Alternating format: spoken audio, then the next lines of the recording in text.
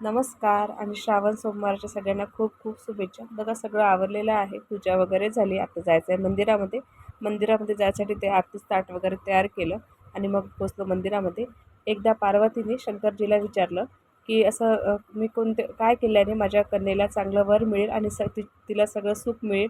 तेव्हा शंकरजी म्हणाले की तू श्रावण महिन्यातील माझे व्रत कर, सोमवार कर, म्हणजे तुझ्या सगळं इच्छा पूर्ण होईल. आणि तेव्हापासनं माता पार्वतीने हे व्रत करायला सुरुवात केली आणि तेव्हापासून आपल्या इकडे पण श्रावण सोमवार करायला सुरुवात झाली. याला मान्यता प्राप्त झाली किंवा याला एक धार्मिक म्हणजे स्थान मिळाल्यासारखं झालं. आणि तेव्हापासून सगळेजण आपल्याकडे श्रावण सोमवार मोठ्या श्रद्धेनं करतात. आणि म्हणून आज शेवटला श्रावण सोमवार आहे. तर सगळ्यांना श्रावण सोमवाराच्या खूप शुभेच्छा. आम्ही मंदिरामध्ये गेलो, पूजा वगैरे केली छानशी.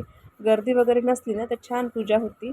आणि आता कसं यांचे श्रावण सोमवार संपले, तिकडे छान आरामशीर गर्दी वगैरे नाही आहे, त्याच्यानं आरामशीर पूजा करायला मिळते आणि छानही वाटते. आणि बघा काल होता आमच्याकडे माझ्या जाऊबाईचा बर्थडे, त्यासाठी केक आणला होता. आणि मुलांना बघा किती उत्साह असतो. मुलांना केक खाण्यापेक्षा केक कट करण्याची जास्त खुशी असते. आणि मग छान अक्षवण वगैरे केलं आणि केक वगैरे कट केला. आता आज जायचं आहे आम्हाला गावाला. आता चालली आहे पॅकिंग.